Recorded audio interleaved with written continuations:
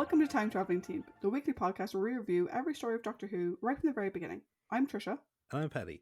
This week we come to the end of Season 12 as we join the Doctor, Sarah Jane and Harry as they return to Nerva in Revenge of the Cybermen. We will be discussing the Doctor, the companions and the villains and giving our thoughts on the story as a whole. We'd also love to hear your thoughts on this story as well as Season 12 as a whole. To join the discussion, you can check us out at Time Teamp, that's TIMETEAMP, on Facebook, Twitter and Instagram, or you can email us at timetravellingteamp@teamproductions.com. Now though, Paddington, if you would please, the recap for the final story of Season 12. I will, and before I do that, I'd like to thank our good friend Paul over at the Half Measures podcast. He also watched Genesis of the Daleks because he was hyped for our version of it, and he gave us a shout out on his on their show, and he also went into his discussions about it. He loves Davros more than the Daleks. I can understand why.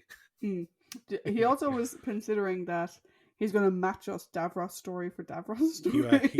He really was. I feel like maybe like when we get to like the next Davros, or maybe we get to the revival, we'll have him on to discuss his. What was it? Give him his rambling for the Davros stories. Yeah. Hey, it works. His name does begin with a P. So yep, absolutely. Sorry, Dan. Also, congratulations, Dan, on your upcoming wedding. Oh yay! Congrats, Dad. Anyway, enough of this mindless banter. Part 1. The Doctor, Sarah Jane and Harry arrive back at the transmat room on Nerva's space station. Sarah Jane points out that the TARDIS is still missing, and the Doctor says that they've arrived back at an earlier point in time than when they first landed, and the TARDIS needs to travel back to join them. Harry asks if he can keep the time ring as a souvenir, and the Doctor says that he can, but then chuckles when it vanishes. He opens the door to the corridor, and a body falls on the floor.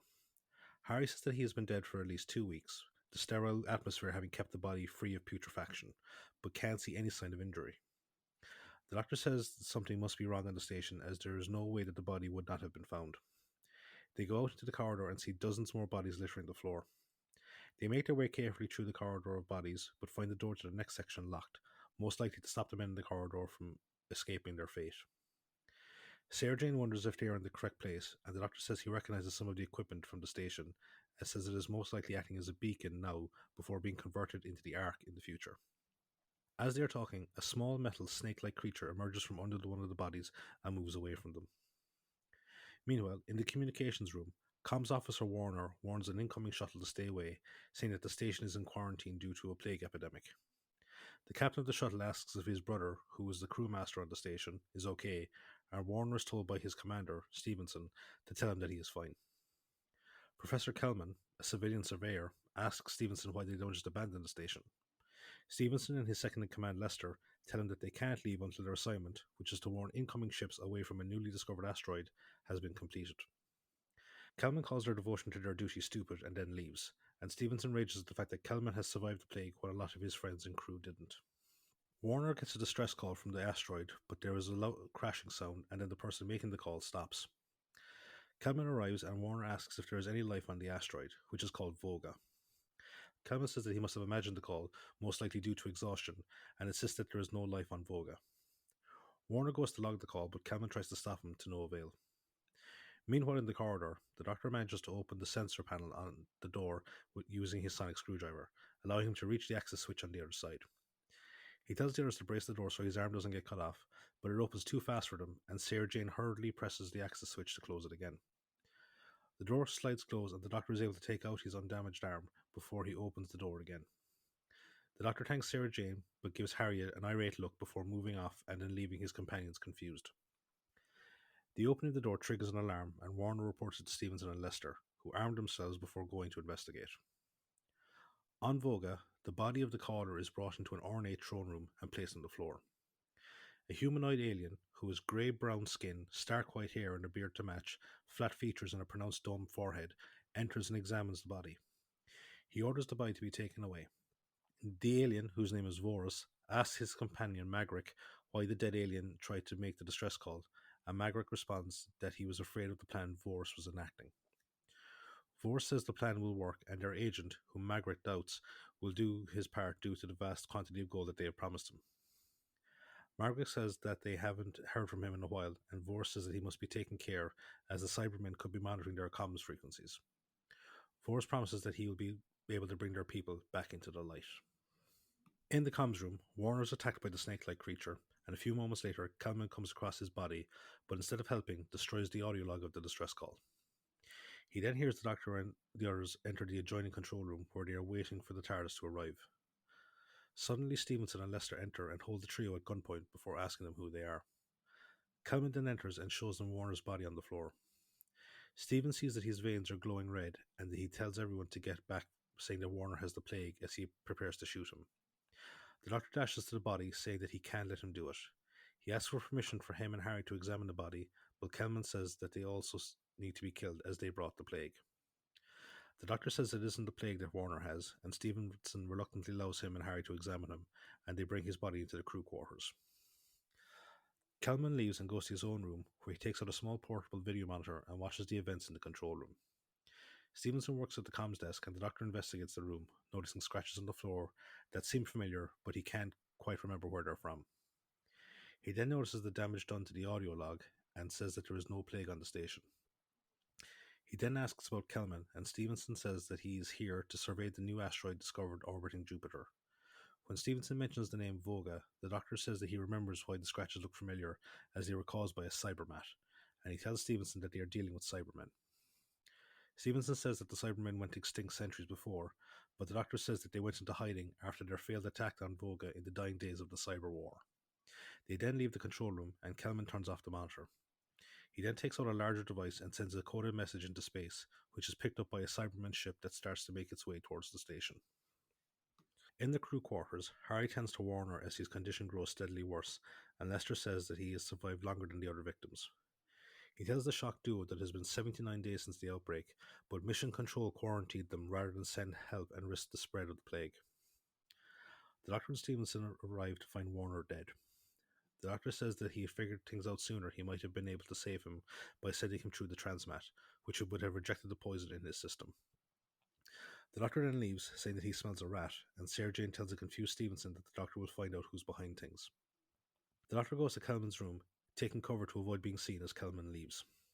He searches the room and moves a hairbrush aside as he searches through the desk drawers. He then finds the signaling device as well as a pouch of gold. He then takes cover under the bed when he hears Kelman returning. Kelman notices the hairbrush has been moved and then attaches a set of power cables from the fuse box in his room to the floor vent. He then leaves and locks the door. The Doctor comes out of hiding but is forced to jump onto the bed when the electric current builds up. He manages to switch off the power and uses the wardrobe door to swing himself towards the main door, which he tries to open with his sonic screwdriver as the room fills with smoke caused by the current. Meanwhile, Stevenson and Harry remove Warner's body, and after they leave, the Cyberman appears and attacks Sarah Jane. Part 2. The Doctor gets out of Kelman's room and rushes to the crew quarters when he hears Sarah Jane's screams. He helps to get the Cyberman off her and then throws some of the gold from the pouch at it, which causes it to spasm violently before going still. The Doctor helps Sarah Jane to the floor, and he watches as her veins begin to glow red from the infection. Harry, Stevenson, and Lester rush back in, and the Doctor tells Harry to help get her to the transmat beam so they can flush the infection out of her system. As they leave, he shows Stevenson the Cybermat, telling him that it is the cause of the plague and that there may be more around. The Doctor starts to send Harry with Sarah Jane to Voga, but the transmat fails to work and he discovers that it has been sabotaged. He accuses Kelman and says that he is probably in league with the Cybermen. This is observed by Kelman in his room via the video monitor, and he then arms himself in preparation for his arrest. The Doctor starts to try and fix the transmat, and Harry tells him to hurry as Sarah Jane is getting worse by the minute. The Doctor nearly blinds himself when the wires he is holding in place flash, but it is successful, and Harry and Sarah Jane faint from sight. Meanwhile, Stevenson and Lester break into Kelman's room and find him missing. They split up to try and find him. On Voga, Vorus informs Magritte that their spies reported the Cybermen have started to approach the station, and he says that they have 4 hours to finish their project, a weapons platform called the Sky Striker, which is a rocket. Magritte says that the platform has been completed, but the missiles themselves have to be tested, and Vorus says that they would have to take that risk. Elsewhere in Voga, Harry and Sarah Jane materialize in a cavern, and after Harry explains to the confused Sarah Jane that the Doctor sent him there by the transmat to get rid of the infection. They look around the cavern and notice that it is filled with gold, and Harry says that he might take some to fund a private practice and set aside some for a retirement plan. Suddenly, they are apprehended by a group of Vogan guards and dragged away. They try to explain their innocence, but the Vogans ignore them. On the station, Stevenson finds Kelman, and a tense standoff ensues between the two men, but Lester suddenly appears and disarms Kelman. They bring him back to the control room, and the Doctor explains to them that the Cybermen hate Voga due to their weakness to gold, which clogs their breathing apparatus when they encounter it and suffocates them. The Doctor demands to know what he did with the sabotage the component of the transmat, but Kelman feigns ignorance.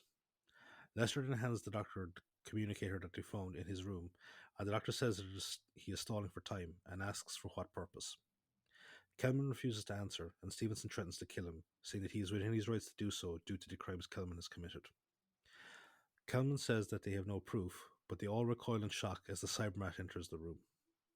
The Doctor tells Stevenson not to shoot it, and they watch as it approaches Kelman, who can't move as he is tied to a chair. The Doctor tells him that unless he tells them where the component is, they will let him die, and he frantically says that it is around his neck. The Doctor thanks him and then turns off the Cybermat, revealing that the communicator Lester found was how he was controlling it. On Voga, Sarah Jane and Harry are brought to the throne room and are questioned by Vorse, who demands to know why they have come, asking if it was to escape the plague. When Sarah Jane says that it was, he calls them liars as they are not any of the 4 pre-selected survivors of the plague.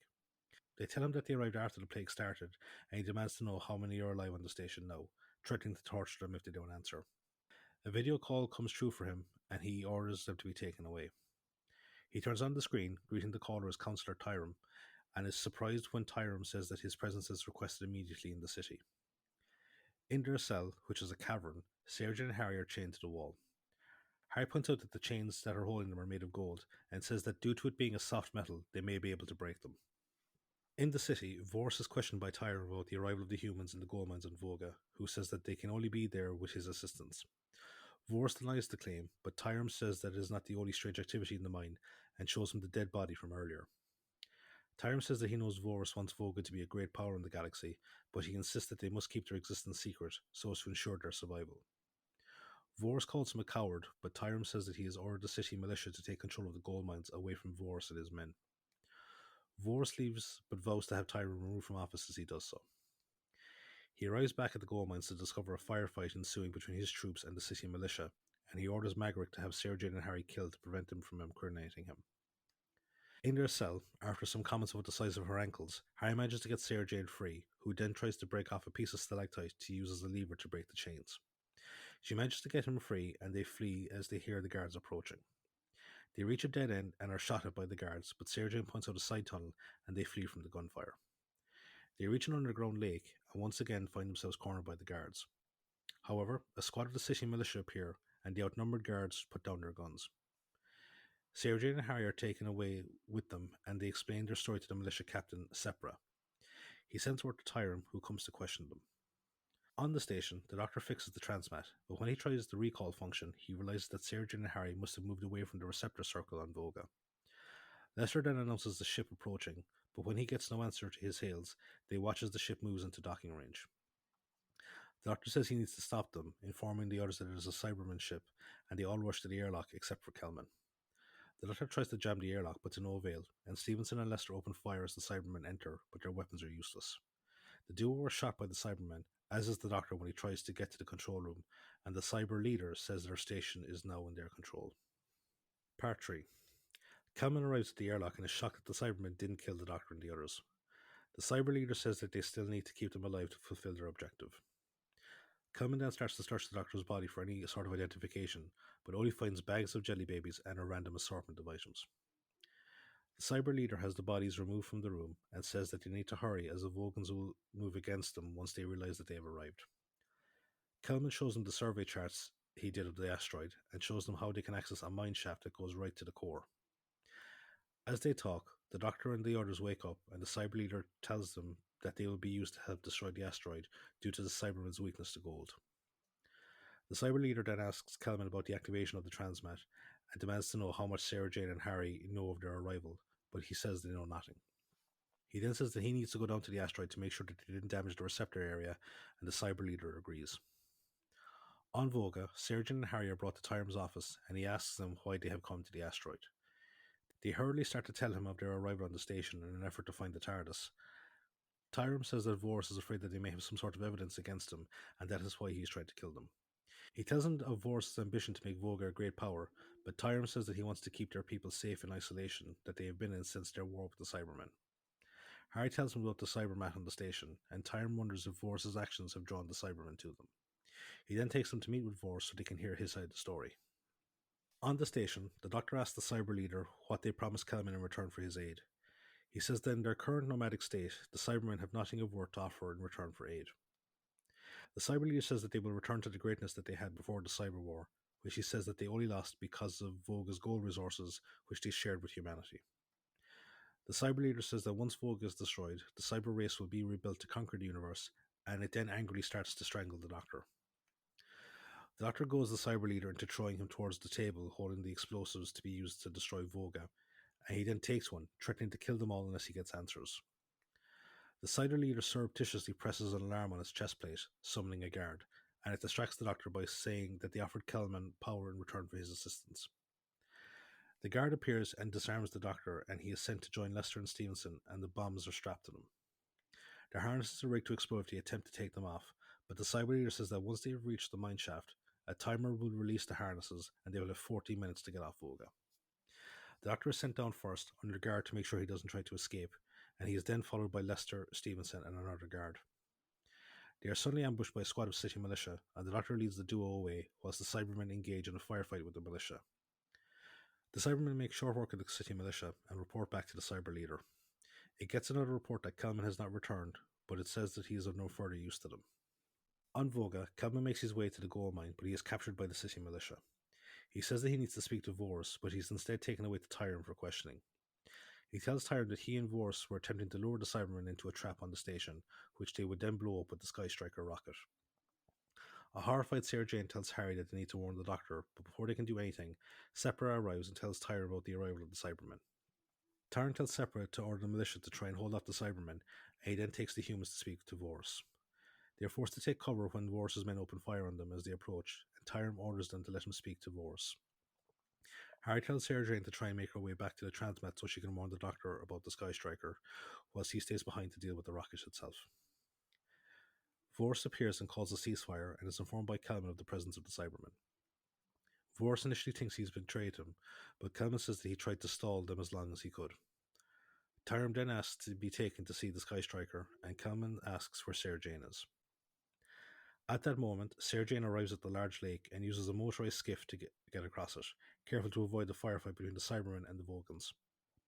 She gets back to the transmat and arrives back at the station. She takes cover and overhears the Cyber leader conversing with the Cybermen on Voga, who report that they have lost track of the Doctor and the others. The Cyber leader says it doesn't matter, as the timer on the harnesses will actually detonate the bombs immediately. Back in Vorse's throne room, Tyrone berates him for his plan and his partnership with Kelman, but Vorse replies that he did it so their people wouldn't have to live in fear. Harry interrupts their argument and says that they need to find the Doctor and the others to stop the bombs. Kelman says that they can't get past the Cybermen holding the entrance, but Tyrone says that there is a ventilation tunnel that they can get around them. Meanwhile, the Doctor leads Stevenson and Lester deeper into the mines, saying that the heavier concentration of gold will prevent the Cybermen from tracking them via radar. He says that once the timer runs out, they can try and ambush the Cybermen. They then take a short rest, and the Doctor goes to explore a bit ahead. He comes across a blocked-off shaft, but suddenly the rocks start to push out. Unbeknownst to him, Harry and Kelman are on the other side trying to get through, and their efforts cause a rock slide. Kelman is crushed to death, and the Doctor falls back down the slope amidst a pile of falling rocks. Harry closes Kelman's eyes before exiting the shaft, where he sees the Doctor unconscious. He goes down to help him and starts to undo the harness. Part 4. Lester tells Harry to stop, warning him about the booby trap. The Doctor comes to, and after asking Harry if he caused the rock slide, loudly proclaims him to be an imbecile before falling unconscious again. They manage to rouse him again, and Harry brings him up to speed on what has happened, telling him Sarah Jane is up on the station. The Doctor tells Stevenson to carry on towards the central shaft to draw the Cyber leader's attention, whilst he and Harry and Lester will go back through the ventilation tunnel to ambush the Cybermen. En route, they gather up as much gold as they can to use against them. Meanwhile, Sarah Jane continues to hide whilst listening to the Cyber leader receive reports from Voga and the progress of the countdown to the detonation. In Vorse's office, he and Tyrone accuse each other of causing the current scenario through their varying ideologies. Sepra interrupts them and informs them that the militia forces have been beaten back by the Cybermen. Tyrone leaves to assess the situation, and the others follow him. In the tunnels, the advancing Cybermen are ambushed by the Doctor and Harry, but their attempts to use the gold dust fail as the Cybermen easily beat them. forcing the Doctor and Harry to flee. Lester waits until they are clear before throwing himself in front of the Cybermen and releasing the harness, thereby activating the booby trap and eliminating both himself and the Cybermen. Up on the station, the disruption to communications is noticed by the Cyber leader, who orders the remaining bombs to be detonated immediately. Sarah Jane rushes out and begs them to stop, but she's easily stopped, and the Cyber leader activates the bombs, but nothing happens. Sarah Jane says her plan has failed, but in her gloating, she accidentally reveals the existence of the Sky Striker rocket. The Cyber leader says that if it is true, then it would have been fired by now, or if it is possibly malfunctioned. Either way, the Cyber leader says that they will continue with their plan to destroy Voga. Meanwhile, the Doctor and Harry, having safely removed their harnesses, join Tyrone and the others in Vorse's office. Tyrone thanks them for their help, and then Magritte arrives, informing him that the Sky Striker is ready. The Doctor hurriedly asks them to delay the launch by 15 minutes so he can try and rescue Sarah Jane. Tyrone agrees, much to Vorse's annoyance, and gives him a bag of gold dust to help him deal with the Cybermen. As he leaves, the Doctor tells Harry to try and find Stevenson. Up on the station, Sarah Jane listens as the Cybermen discuss their current plan to load the remaining explosives onto the station and then send it on a crash course to Voga. The Cybermen then leave, and a few moments later, the Doctor arrives and frees Sarah Jane. She tells him about the plan, and he tells her that they will need to hurry, and he takes the Cybermat and the control box. As the time calms down, Vorse grows impatient and tries to launch the rocket, but he's stopped by Tyrone, and again they argue about the fate of Voga after the rocket is launched. Harry returns with Stevenson, and they watch as the countdown continues. The Cybermen return to the control room and discover that Sarah Jane has been freed. The Cyber leader theorizes that the Doctor rescued her and orders the station to be searched. One of the Cybermen enters the room that they are hiding in, and the Doctor controls the Cybermat to attack its chest unit, releasing the gold dust that he had earlier loaded into it. The Cyberman dies, but the celebration is short-lived as the station starts to maneuver into position to crash into Voga. This is noticed by Vorse and Magritte, and they go to launch the Sky Striker. Harry tries to stop them, but Vorse beats him to the ground before being grabbed by Stevenson. Magritte is shot by one of the city militia as he tries to launch the rocket. Vorse manages to overcome Stevenson, and then launches the rocket as he is shot by Tyrone, and he watches as it takes off before dying. The Doctor and Sarah Jane attack the Cybermen in the control room, managing to eliminate one using the Cybermat, but the Cyber leader and the remaining Cybermen manage to subdue them. They tied them up and then leave them to die on the crashing station. The Doctor notices the rocket approaching via the view screen, and after he and Sarah Jane manage to get free of the ropes holding them, he contacts Voga. He says that the Cybermen have left on their own ship and tells Vorse to redirect the rocket. Stevenson tells him that Vorse is dead and that no one else knows how to use the controls for the rocket. The Doctor instructs Stevenson on how to use the controls, and he manages to avoid the station at the last moment before aiming it at the Cybermen ship, destroying it. Unfortunately, the Doctor notices that the controls for the station have been jammed, and he rushes to the secondary controls for the gyro stabilizers, using a hand crank to operate them. He manages to change the trajectory of the station with moments to spare, and it skirts past Voga. Suddenly they hear the sound of the TARDIS, and they watch as it materializes. The Doctor goes inside to make sure it is okay, and Harry arrives back by the transmat. The Doctor then emerges from the TARDIS, saying that they are needed back on Earth, as the Brigadier sent him a time-space telegraph. With an exhausted sigh, Sarah Jane drags Harry into the TARDIS after him. End of the story.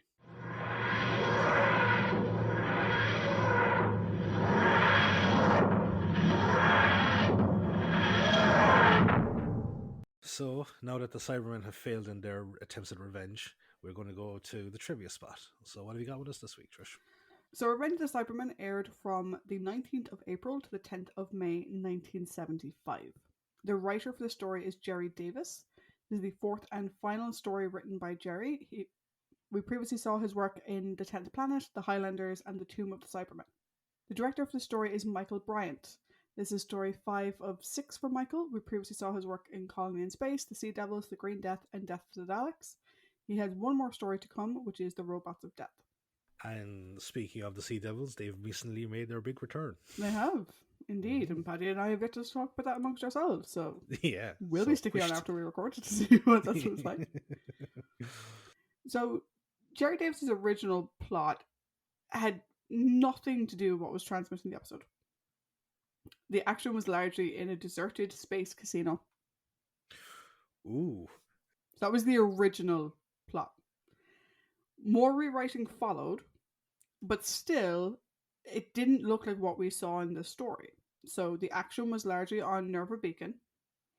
There were no Vogons whatsoever. So, just 1 second there now. This has to be really, really stated.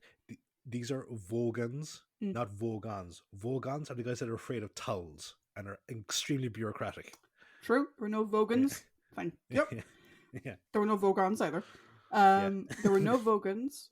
Instead, there were Welsh gold miners were involved. Fucking Evans.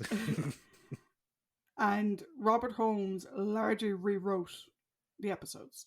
So Holmes added the Vogons. He got rid of the human gold miners entirely, as well as a female crew member of Nervabika named Anitra. She was also gone. Jerry Davis wasn't happy with this. Particularly, this turned out to be his final contribution to the series, and Robert Holmes basically rewrote all of it. Also, surprise, surprise, he disliked the title. Probably because it gave away what the hell was happening. Yeah. If you're interested in Jerry's sort of, not the original story, the Space Casino story, but the original Cybermen story. Yeah. Big Finish did release it in March of 2021, with Sadie Miller providing the voice of Sarah Jane Smith and Tom Baker reprising his role as the Fourth Doctor. And it is Return of the Cybermen. I have listened to it. It is very good. And as well, like, even with the appearance of the Cybermat looks completely different to any other Cybermats that we've previously seen. So like, even then, you still wouldn't know what the hell was going on. Yeah. You might have an inkling, but... Yeah.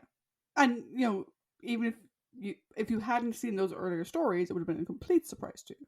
Oh, Joe, if you were a new fan, or whatever. Yeah. But no, Return of the Cybermen, I have it from Big Finish. I got it when it came out. It is really good. Would recommend. So this story also wasn't meant to be the season finale of season 12. Originally, next week's story, Terror of the Zygons, was meant to be the season finale, and it was actually filmed as part of the season 12 block, but it didn't air until season 13. Now, this is one of those stories where, I don't know about you, right, but I always find it really interesting when you hear all these stories about, like, you know, like the filming of, was it like Poltergeist or something? Poltergeist, The Omen, and The Exorcist all have stories surrounding the production of them. So does this story, right? So this was filmed at a place called Wookie Hole Caves, okay, which is a place that's kind of known for bad luck. And there were a number of things that happened that literally, like, everyone who was on this production is like, no, that place is haunted, and something went wrong, and all this stuff happened, and so we had to fix it. So basically, when they were doing the scouting for the location shoots, the director's wife had gone with them, and she found an Iron Age arrowhead, and she took them home. And the way the team describes it, she inadvertently cursed them all by that action. So, a couple of things. First, they had a strange individual in potholing gear wandered into set. No one had a clue who he is, and no one could account for him. And our director, Michael Bryant, basically thought it was the ghost of an Irish potholer who had died in the cave 3 years earlier, because no one remembers him coming in and no one remembers seeing him leave. The boats that were used in the cave scenes repeatedly broke down. One production member had to be replaced due to a severe attack of claustrophobia. Another was taken seriously ill. There was a particular formation which was called the Witch of Wookie Hole. So a particular stalagmite. Mites go up, tights come down. Because like it's stalagmite has a G in it for ground, and then stalactite it's T for top. Okay, I just go with tights. But okay, that works too. So there was a particular stalagmite that, you know, was called the Witch of Wookie Hole, particular formation, and they were told not to touch it. And one day, they touched it. Elizabeth Sladen nearly died. So there's a scene where Sarah Jane is on the little boat thing. Her boat went absolutely haywire and started going in a direction she didn't want it to go, towards a sinkhole. She had to dive off of the boat, and one of the stuntmen had to swim out to get her in order to stop her from drowning and being sucked down the hole. That stuntman became very ill later on. And I can't remember, I think it might have been Stuart Fell, or else it was the other main stunt guy that we've mentioned before, whose name I've now forgotten. Terry? Yeah, it was either Terry or Stuart. I think it was Terry. But like they literally like were immediately like a shot into the water. Like she literally had no control of this boat, and the current, because it was actually like the water actually had a current going through it, was directing towards this sinkhole. Jesus Christ. And apparently it was petrified. Like she was terrified. Like she nearly died. Also, an electrician broke his leg when a ladder collapsed underneath him. And the pyrotechnic person found nothing would light or work correctly. Towards the end of the production, Michael Bryant took the arrowheads from his wife, reburied them, and apparently after that point the production ran smoothly. If for no other reason, this is one of my favourite stories because that shit is fucked up. It really is. And like listening to the audio commentary of the story, like they're all describe it like, no, this wasn't like a series of unfortunate. We were fucking cursed. And like it's so mental that all of this happened within X amount of filming days or whatever. Yeah, because I remember reading this in the autobiography as well. Yeah. So this is the first story to feature the Cybermen since the invasion in 1968, which means it's also the first time we're seeing them in colour. The working titles were Return of the Cybermen, and then The Revenge of the Cybermen, Return of the Cybermen, obviously being the title Big Finish used. And the was dropped from Revenge. Also, each of their episodes had their own title. Again, a lot of people keeping in the own title piece, even though that had been done away with back, during the Gunfighters. But they were The Beacon in Space, The Plague Carriers, The Gold Miners, and The Battle for Nerva. As you can imagine, a number of the sets were reused from the Ark in Space, and we mentioned before that this was basically filmed directly after the Ark in Space. And obviously the costume change that Sarah Jane has is why she changed her clothes last week. Completely apropos of absolutely nothing. Originally, the Cybermen costumes were meant to be the ones from the invasion, but only 2 had really survived and they were in really shit condition. So that's why there are new outfits, which is the chest panels and the trousers, which are not tucked into their boots, which looks a little weird, in my opinion. But that's why those are different. For people who are sort of, big fans of the show from perhaps later in the run, the symbol that hangs in the Vogan audience chamber and the bit that's on the Vogan costumes would later be reused in The Deadly Assassin and became known after that as the Seal of Rassilon. So as someone who watched David Tennant's run and then went back, I was waiting for some connection between the Vogans and the Time Lords, and it never came. I'm still like in my own head kind of bitter about that appearance because it such a wasted potential in that role, I think. Yeah. So we have the TARDIS back on screen. This is the first time we've seen it since the Ark in Space, so it was absent for the last 2 stories. Part 3 of this story is the 400th episode of Doctor Who, apparently. Yay! So we mentioned a bit about like how like this production was like cursed. Philip Hinchcliffe didn't like the production either. He felt it belonged in the old way of doing things. He didn't like the Vogans, he didn't like their masks, he didn't like the way that they were portrayed as like this Shakespearean projected shouting. And you can kind of tell it doesn't really match up with what we saw last week. It's a very different style of acting. He didn't like the music, which was commissioned by Michael Bryant. It was scored by Kerry Blyton. Philip himself made substantial edits and changes to the score, ultimately getting the BBC Radio Workshop involved. And after this, Dudley Simpson would be the only composer employed in the show all the way through to the end of season 17, with the exception of 2 serials, which were directed by Douglas Camfield, who didn't like working with Dudley Simpson. I think we've mentioned that before. I've mentioned that before. I think we have. Yeah. So the little radio transmitter hidden in the brush that Kelman uses is actually the very same prop that appears in Live and Let Die, James Bond movie with one of my favourite songs in it. The prop was handed over to the BBC by Roger Moore. He basically told the Radio Times later on that the props master, who didn't recognise Roger Moore, paid him 2 shillings and sixpence, which is 12.5p in decimal currency, obviously not adjusted for inflation, for the item. And according to Roger Moore, he'd popped into the Beeb, meaning the BBC, for a cup of tea and spotted a notice about an upcoming Doctor Who. So I thought the darlings would be so cash strapped they'd need anything that they could get their hands on. It wasn't MGM after all, but I didn't expect to walk out with 2 and 6.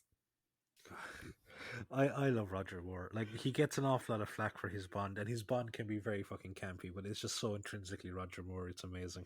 Yeah, I love the way he's just like, oh, it's down the BBC and they're talking about upcoming Doctor Who's, and the BBC doesn't have that much money, so you know what, I'll give them one of my props and see how they get on with it. And sure, they gave me 2 and 6, isn't that great?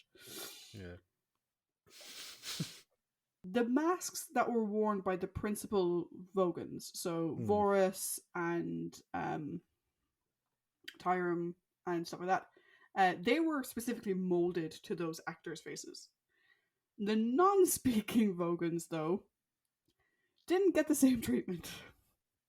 They all had masks that were taken from one particular facial mold, and that was it.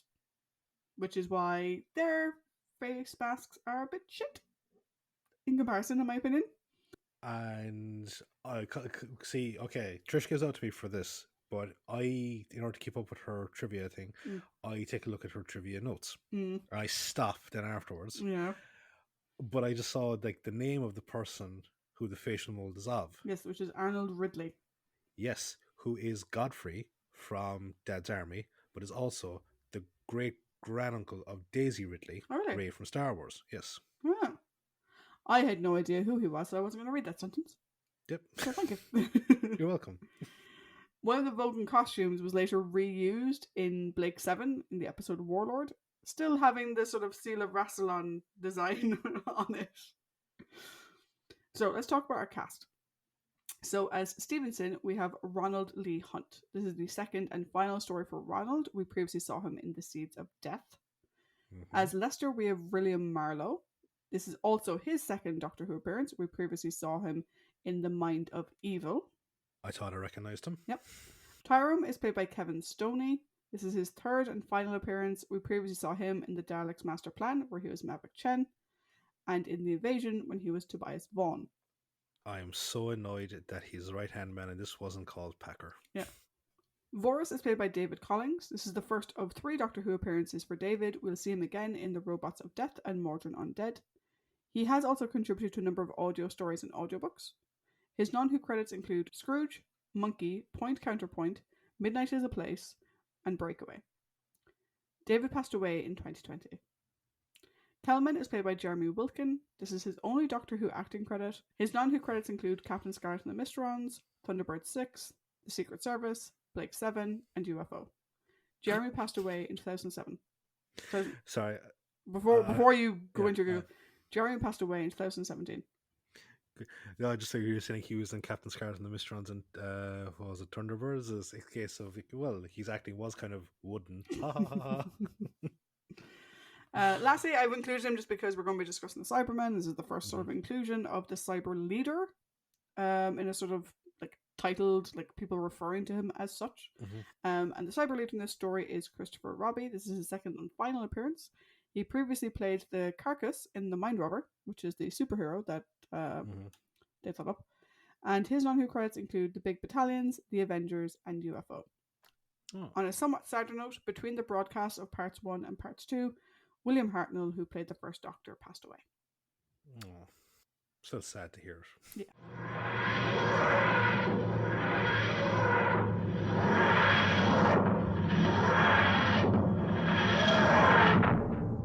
So we've done our story summary. Thank you very much. We have done our trivia. Thank me very much. And now we're on to our character discussion. So we have the Doctor. We have our companions of Sarah Jane and Harry. We have our prominent characters, who we have Stevenson, Lester, and Tyrum. And then we have our villains of Vorus, Kelman, and the Cybermen. So, Paddy, I'm going to hand it to you. Thoughts on the Doctor, please?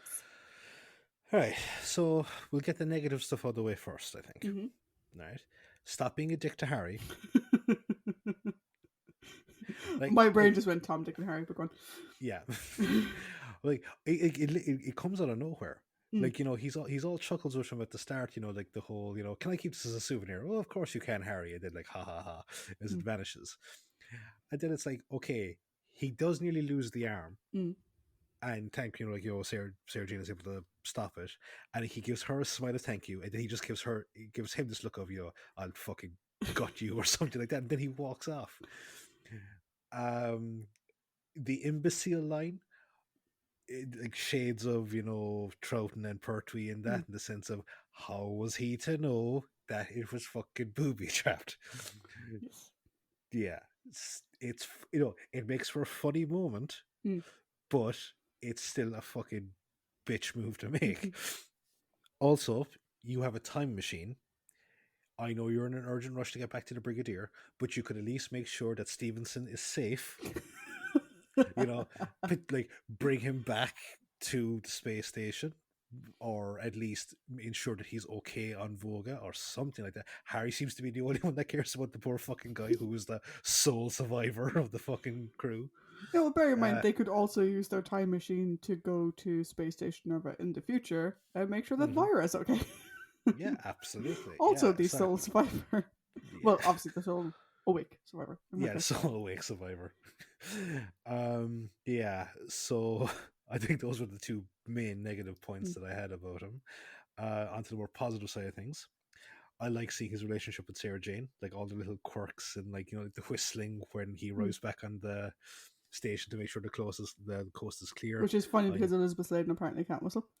Yeah, I was gonna go because yeah, she just does like one note. Yeah, Elizabeth Sladen can't whistle. This will become important like several stories from now.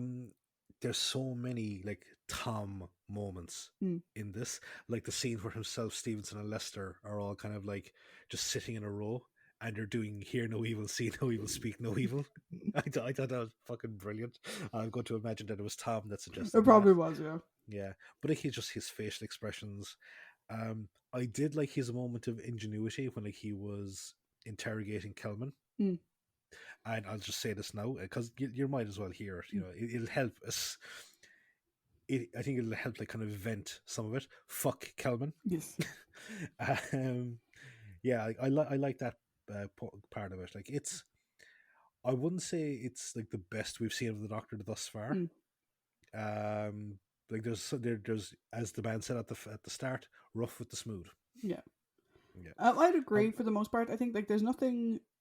I think the newest thing we see for the Doctor here, and it's not new for the Doctor overall, but being honest, it's something we haven't seen for a very long time at this level, is how absolutely petrified he is for Sarah Jane.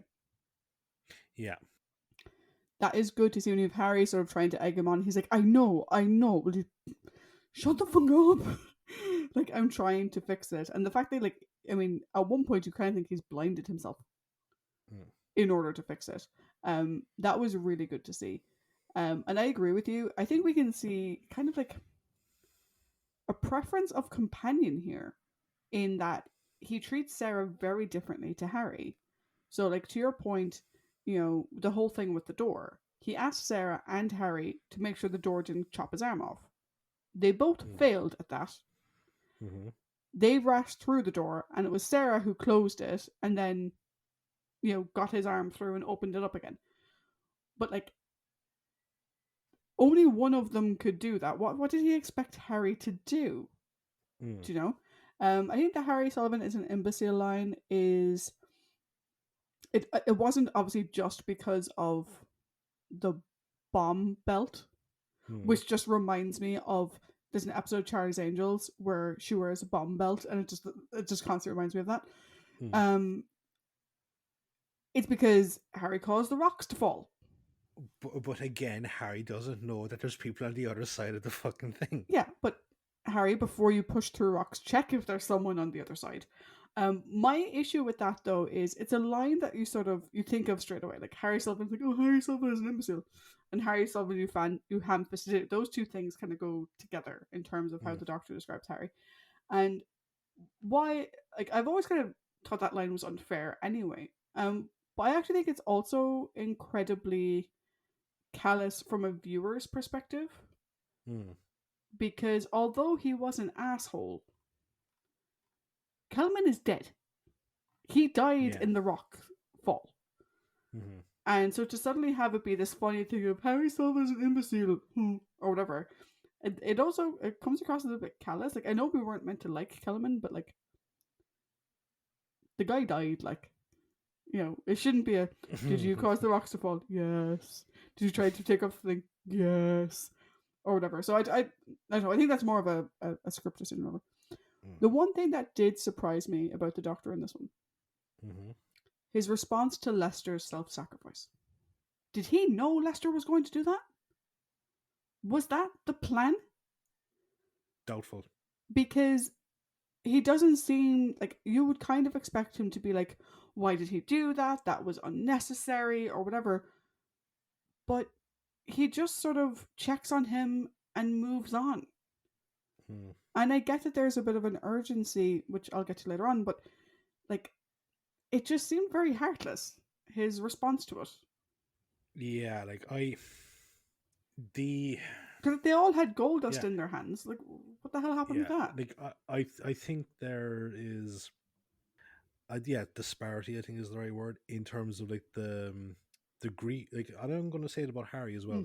The grief shown by Harry towards Kelman's passing to Lester's passing. Yeah, as it's a weird one. Like, but maybe, like, I suppose if you think about it, they witnessed what's his name, dude on the ark, his self-sacrifice. Then I suppose the fucking unbridled slaughter that was Genesis, and now we've seen Lester. Maybe it's like this kind of like immunization type thing to it, in the sense of like, because everything is just so back to back to back. And I know, like, that's not what we really want to say about the Doctor. Like, you know, it's like everything should hit him to the same. But like, given the urgency and given like how, like, for them, like the last, what do you want to call it, like 24 hours has been just this never-ending cycle of fucking danger, death, and destruction. Yeah, and I get that. I just think for the Doctor, I would have expected more of a sort of like, that wasn't the plan. Yeah. Why didn't he stick to the plan type thing?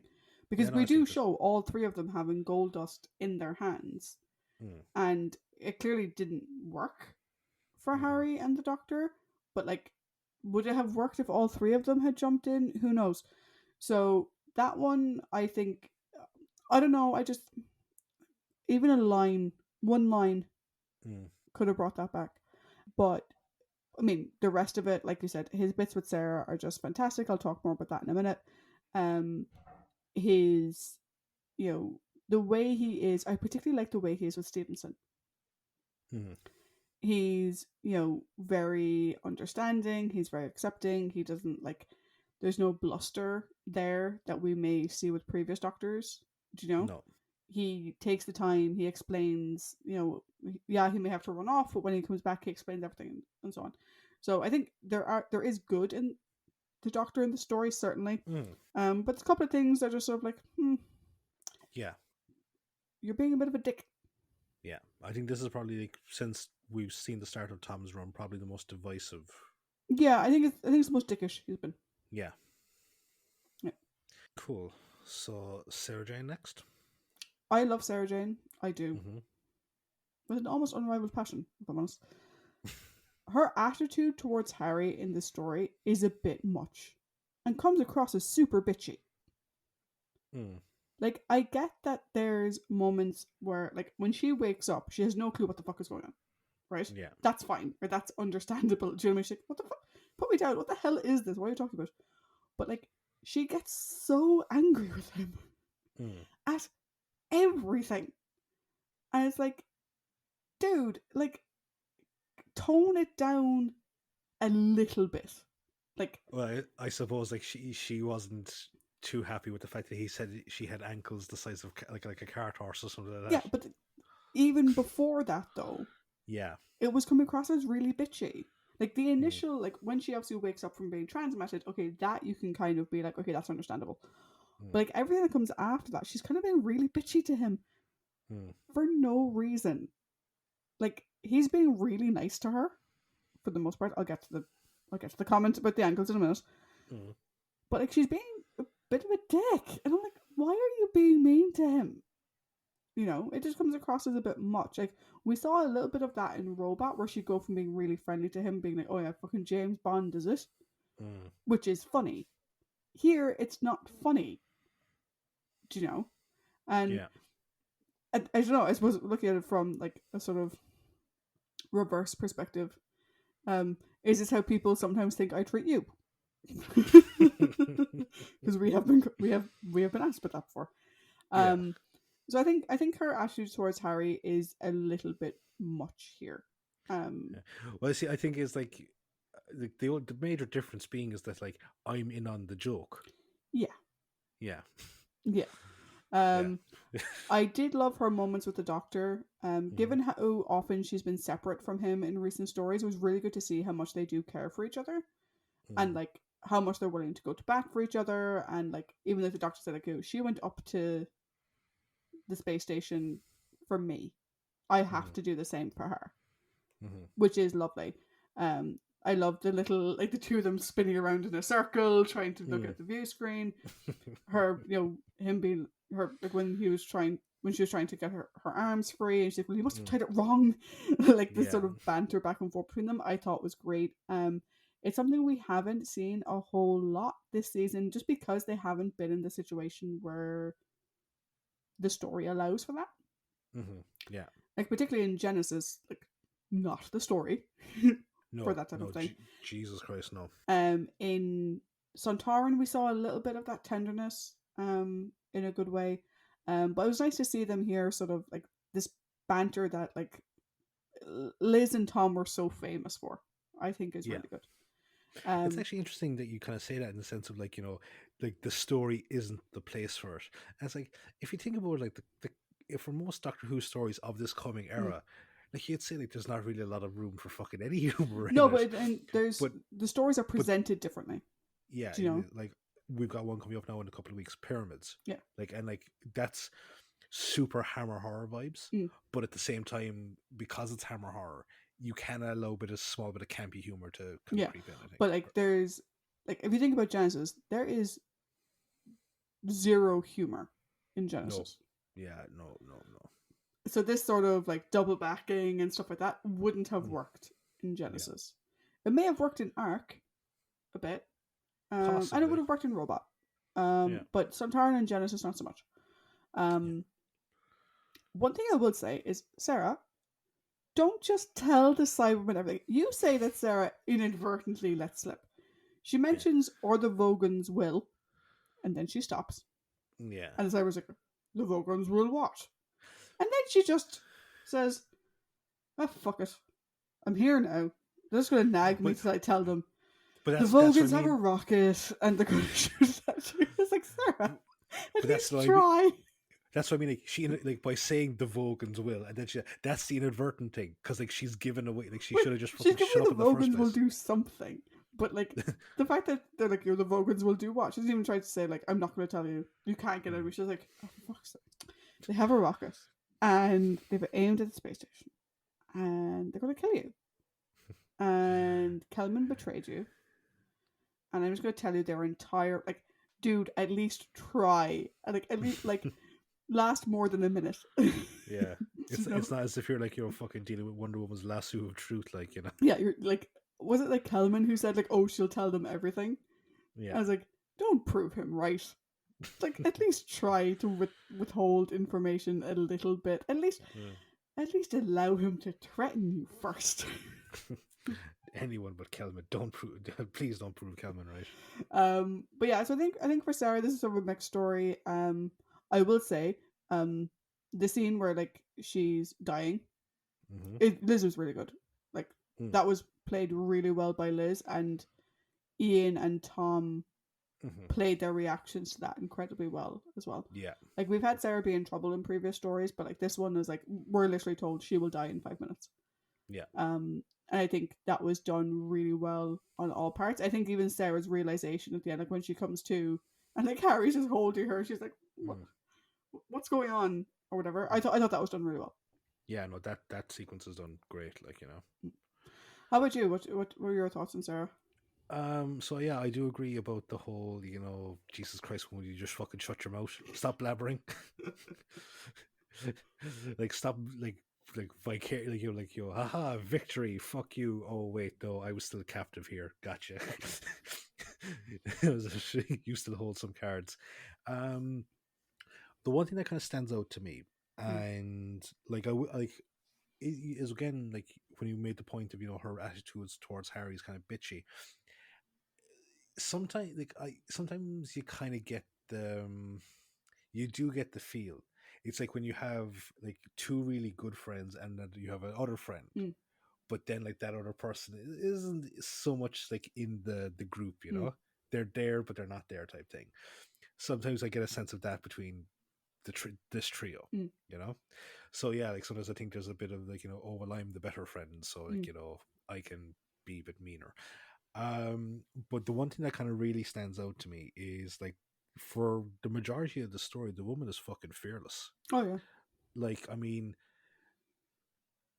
going through like an active firefight between Cybermen and fucking Vogons in an unknown cave system, Mm. like across a fucking big fucking lake, you know, like with very poor lighting now, mind you, you know, to go back onto a space station where the situation is unknown. All you know is that the Doctor could be captive and there's lots of Cybermen around by yourself. Mm. Like, you know, it's pretty fucking ballsy, you know? And then to stay there. She Then to knows the stay there. Doctor isn't there. Yeah. She could Yeah, have then left. They wouldn't have known. mm-hmm, But she chooses to stay. mm-hmm. To like try and see if there's something that she can Mm. do or to see what the plan is. And then like with no weapons or anything like that. No, this might be kind of like over fucking, you know, glamorizing or whatever it might be. But then when like the cyber leader is about to activate the bombs Mm. remotely. Like she's got nothing, but she just dashes out and tries to get him to stop. Mm. It's like it's fucking a human Mm. against four Cybermen Yeah. with nothing. It's like you tried. Mm. And by the end of it, it's like Jesus Christ. The woman just wants to have a bath and a glass of wine. Like you like you're like going, I just want to rest for 5 minutes. So yeah, that's my kind of thoughts on Sarah Jane. Before we jump into Harry, I do want to Mm-hmm. call it. So we mentioned previously the book Scratchman. Yes. That Tom wrote. Mm-hmm. I did re-listen to Scratchman Mm-hmm. when I was away the other weekend. It's so good. It's so good. But what I will say, and the reason why I bring it up, is the different treatment of Harry and Sarah Jane, and this is going to sort of lead into Harry a little bit. Mm-hmm. The way they're treated in Scratchman is a lot Mm-hmm. like this, Mm-hmm. in that Sarah Jane is treated nicer overall Mm-hmm. than Harry is. Yeah. You know, and Harry, you know, it's a great book, and I strongly advise everyone to go read it. But like Harry is kind of like the butt of the joke Mm-hmm. a lot. Even like there's one point where it kind of undersells Harry's physicality and stuff like that, which I think Yeah. which I think is unnecessary. But just because we mentioned it before, and we're talking here about how the characters are treated differently, like this is sort of when this isn't just a one-off. This is how Mm-hmm. these three characters are portrayed across the board. That it's Mm-hmm. Sarah and the Doctor with Harry, Mm-hmm. and Harry is an imbecile. So let's talk about Harry. Cool. The thing I think I love about Harry, okay, it's like I'll get into my thoughts about him in this one, but Ian Marter's performance in as Harry over what of the 5 stories that we've seen so far is probably the one of the best consistently well paced and acted character arcs I've seen in terms of a companion. I have a Because comment on this, but finish. But just okay, put a pin in. I have a comment. yeah, because like just as it goes on, we can see the adrenaline rush that he's been having the last 2 stories specifically is starting to wane now, and the exhaustion of him being out of his element is starting to show. And like it's in this, like it's really kind of in the like when he's trying to explain to the doctor, you know, about like what's going on after he like in episode 4, and he's like, you know, oh, I'm sorry, I'm terrible with names, you know, the Vogans and the Cyber and all this kind of stuff, you know. It again kind of played for laughs, but it's like it's the fucking stress of a character that's completely out of his element and is doing his best to keep up and put on that brave old guard face, you know, like the fucking the dinner jacket, you know, the or the club jacket. It's like just that whole thing, and I just like I've been loving Eden. I always knew, like, you know, I always like remembered liking Harry, right? And obviously the writing is there for him, but a lot of it is down to Ian Marter. Yeah. Ian Marter is just fucking fantastic, and I cannot wait to discuss his rambling. But in terms of kind of, you know, standoutish moments, probably that sequence with after Sarah Jane gets bitten, because the Harry, the doctor, fucking rushes in. He does his best for Warner at the start as well, and he's doing his best for Sarah Jane and the concern, and he's just there like, come on, doctor, hurry up, she's fading. You know, it's like, it's a great sequence. All like kind of like last week with the whole "Do I have the right speech?" They all added to this phenomenal thing. This, I think, is probably an underrated sequence from their time together. So overall, I think this is I really enjoyed. Like, he doesn't do a whole lot, but I really enjoyed Harry in this one. My initial thoughts are just poor Harry, because everyone treats him like crap.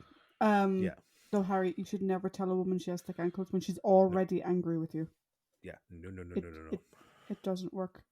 I put a pin in you saying that Carrie has the most consistent character progression. This story feels like a step back for me. Not on Ian's side. Ian's still fabulous. Ian's amazing. But, and this may be because of the recording order, or it may just be, I don't know, the way the stories were written. The Harry we saw in Sontaran and Genesis, Harry the imbecile was nowhere present. Harry the ham-fisted idiot was nowhere present. And now we're back to that again. Do you know? It almost seems that Harry's progression in terms of his awareness of the greater universe and his growth as a person and sort of moving beyond the, you know, oh, you nearly popped off, old girl, and whatever thing. It almost seems like that progression goes robot, arc, Cybermen, Sontaran, Genesis. Cybermen seems out of place by coming at the end, because like the Harry that we saw in Sontaran and Genesis, yeah, he fell down a hole, and he got his foot stuck in a giant clam. But he was still good. He was still kind. He was still Dr. Sullivan. But he wasn't being portrayed as this fucking klutz. Do you know? Whereas here, the klutziness is back. And I don't like that, because we had seen him move beyond being a klutz. I can see that. And I think that's why my whole thing about, you know, like maybe the adrenaline rush of the previous 2 stories is fading, and he's like kind of going back to what he was. Maybe. I just think that's, you know, I'd rather he didn't go back to being Harry the Klutz, to be honest. Yeah. And like, again, like, it's probably the fact that it's shot out of order. Yeah. Like, so, and like that, if it was aired in the order that was shot, like, yeah, absolutely. I suppose this is me just trying to rationalize rationalize it.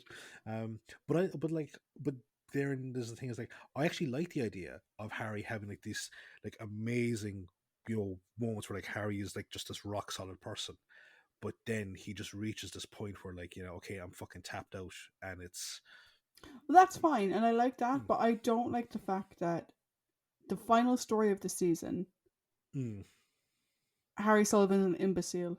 That's the line people remember. They remember Harry Sullivan as a ham-fisted idiot. Yeah. And they remember Harry Sullivan as an imbecile.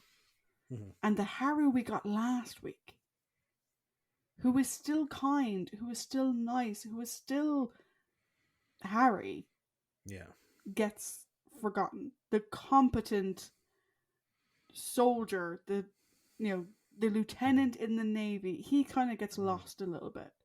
Yeah. And I don't like that. Yeah, I see that. I see that. Well, one thing as well about this story is, like I said, Harry doesn't do a whole lot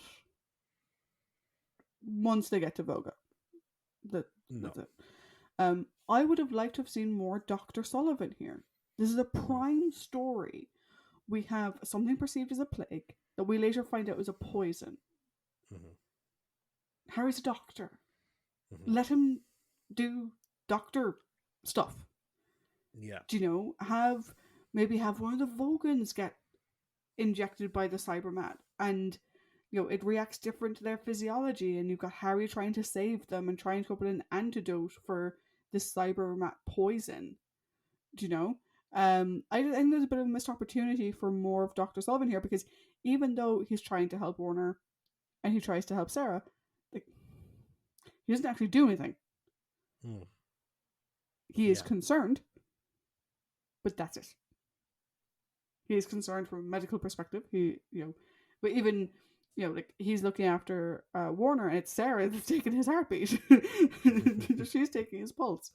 No, she's taking it, under Harry's direction, obviously. But I would have liked to see more Dr. Sullivan here. I think this would have been the prime story to have it. And perhaps less Vogons, but we can get that. Vogans, rather, not Vogons. Vogans, but we can get to that in a little bit. Cool. So, prominent characters now. And we have Stevenson, Lester, and we also have Tyrone, but we're going to discuss Tyrone and Vorus together. Yep. Okay. So, Stevenson. I think Stevenson is a really good leader. I think he's one of the best we've seen in a while. Yep. I think Kelman was right. I don't think Stevenson would ever have shot him. Yeah, it's like he fucking remarkable restraint on the man's part. He wanted to. Oh, he so wanted to. But he's one of those guys where he never would. Yeah. Because law and order and everyone has a right to appeal and all this kind of stuff is hanging over the back of his head. And like it's when you take into account like that he said, like, I've lost men and some of them are my dearest friends, and it's like our closest friends, and it's like, oh man, that fucking trigger was being squeezed. Yeah. One of my favorite things about Stevenson in this story is on two different occasions they kind of, like, when they're descending into Voga and they have the bomb packs on them, whatever. He sort of makes the comment about how he's a bit old for doing this. They take breaks for his benefit and stuff like that. I love how he completely willingly is like, yep, I will continue moving on with the bomb. So with the bomb still attached to him, he will continue this descent into Voga while the others are going back. And I love that there's no question about it. It's like, yep, I'll do that. Perhaps knowing that because of his age, while the descent into Voga is hard, he wouldn't be the best in a fight. Yeah, I can see that. And I love the fact that, like, even though he hasn't been complaining, but like they did make like 2 or 3 mentions of the fact that he was finding the descent difficult. Yeah. He's just like, yep, I'll keep going. Yep, not a bother. With the bomb still attached to him, like, he's now wandering on his own, not knowing if he's randomly going to blow up. Yeah. I love that. I don't know what there is about that sequence. I just really, really liked it. I thought it spoke really well to who he is as a leader. He doesn't need to be at the front. Yeah. He can be off doing the like the drone thing of, I will walk so the radar is following me. No problem. He's walking to nowhere to meet no one to possibly die alone by being blown up in a cave. But he'll do it anyway because it's the best thing to do for the plan to work. Yeah. Which I love that about him. I thought that was great. Anything else you wanted to add for Stevenson? Like, as I said, like, the restraint for thing is remarkable because, like, honestly, like, my feelings for Kelman are going to be made very, very vocal soon. But I honestly, putting myself in Stevenson's shoes, I don't know if I would have had the same restraint. I don't think I would have either. Yeah, I really don't. Like like it's like some character, like, like a very few characters that we have seen before. He isn't adversarial to the Doctor, or at least for very long, because the minute the Doctor and Harry go to try and help Warner, he lets them do their thing. Now the Doctor says, "Look, my friend is is trained in medicine. He's like anything to save one of the last of his men." You know, I like that. Yeah. I like that because we don't have this whole fucking thing of having a gun on the Doctor the group the whole time, that type of shit. I also like how he didn't hold, like, he clearly, he attacked Vorus at one point to stop the rocket launch, but he didn't hold it against the other Vogons. No, and like given like the attitudes of the Vogons towards the humans, like, no, like, it's just, he's a smart guy. Like, he can read the room. Like, he knows where the fucking divisions are. No, he was a good character. I really liked him. Yeah, we do. And then we have Lester, who I kind of already. His self-sacrifice is not something I saw coming. Neither did I. And I had forgotten that when he jumped off the ledge, what he was going to do. I thought was that the other two were meant to sort of like get the initial attack on the Cybermen, and then he jumps down and he also attacks with Goldust. I had forgotten what came next. I do wonder if it was necessary though. Well, I think because we never find out if that was the plan, because the Doctor doesn't say a line to that effect. Do you know? I don't think it was the plan. I think you are right in thinking that maybe the plan was for the Doctor and Harry to make the initial assault, and then Lester to come in and like be the fucking, I suppose, the hammer to the anvil type thing. But if you think about it, okay, like, I know he's watching the fight, and Harry and the Doctor both lose their handful of Goldust, okay, and Lester knows that, okay, I have one shot at this to take one of them down. At which point we've lost the element of surprise, and we're probably, like, potentially we're all going to be killed. I think what he did was probably in the effort to either all three of us can die, and one Cyberman can still fucking carry out the job, or one of us can die and the Cybermen are eliminated. Yeah, I think that was his mentality. Yeah, I think so too. I think I think because the story didn't give it the recognition it deserved. It didn't. And it's unfortunate because, like, he's like, from the entire episode, for the entire story, he's incredibly loyal to Stevenson. Yeah. To the sense of, like, there's no, like, why the hell are we still here type shit. Like, no, it's you're I'm your XO, or I'm your 2IC, whatever way you want to put it. We're here till the job gets done. Yeah. And I really like that. And what makes his sacrifice so poignant but pointless is that, again, Kelman's actions caused it. Yeah.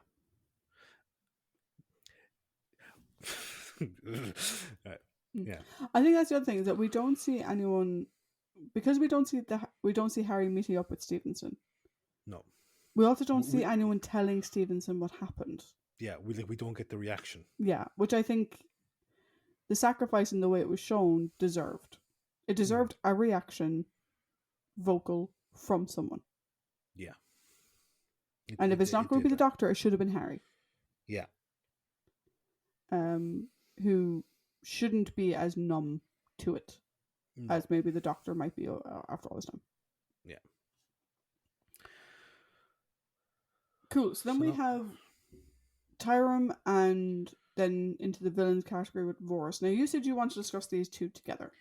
Yes, because watching this, okay, so Tyrum and Vorus represent the two heads of two different groups within Vogan society. Vorus is the head of the Guardians, so they are the ancestral protectors of the gold mines. Mm-hmm. Okay, and Tyrum is a counselor for like the city, so the administrative type deal and stuff. Mm-hmm.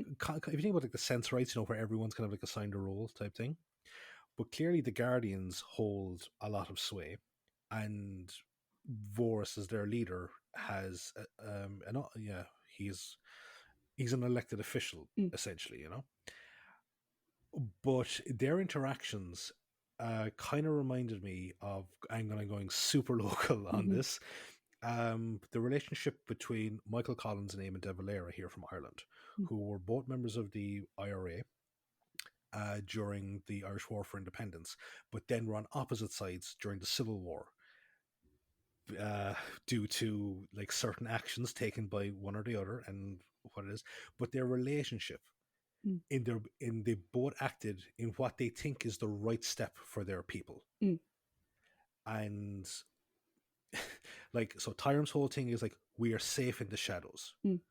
Like, our people are fucking, there's no fear of anyone causing us any harm, because like, as we see, the greed for gold or the lust for gold is fucking horrible. And like, it's not just the Cybermen he's worried about, it's humanity, it's whatever race is out there. Whereas Vorus's whole thing, with gold comes power, and with power we gain respect and we become a mighty fucking thing. It's like,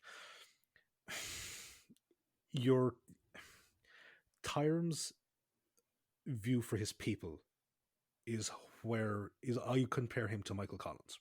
Okay, that's my comparison there.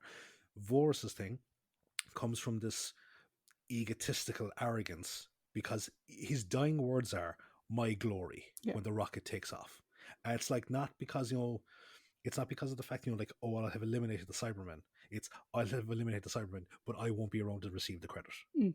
It's like, and it's just like, you're willing to fucking risk it missing and all the deaths of your fucking people for your own ego. So like, that's where that analogy comes from. No, don't, like, Tyrum isn't without fault either, because like, he does seem like he's not in favor of outsiders being on Voga, and I would like to have known how he's going to treat Stevenson.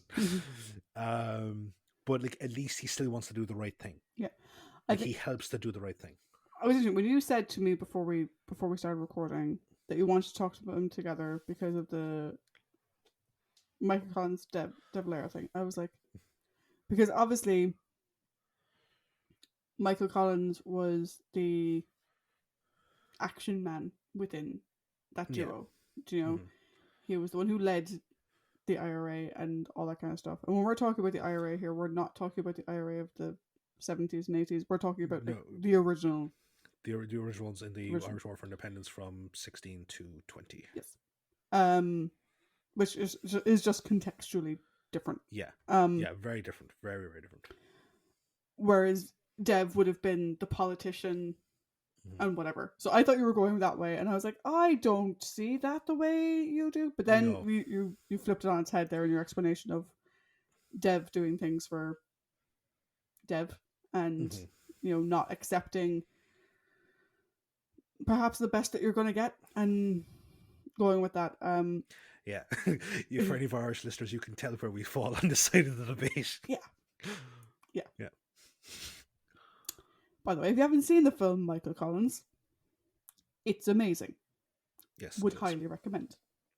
Also, check out the movie called The Treaty, starring Brendan Gleeson as Michael Collins. It tells a different side of the story. And then if you just want like the fucking below, or like the downstairs version of it, watch Wind That Shakes the Barley. My thing with Tyrum and Vorus is Tyrum overall is a nice guy. He does have a no human policy. But he is the ask first, shoot later type. Where he wants to talk to them first. He may still kill them later.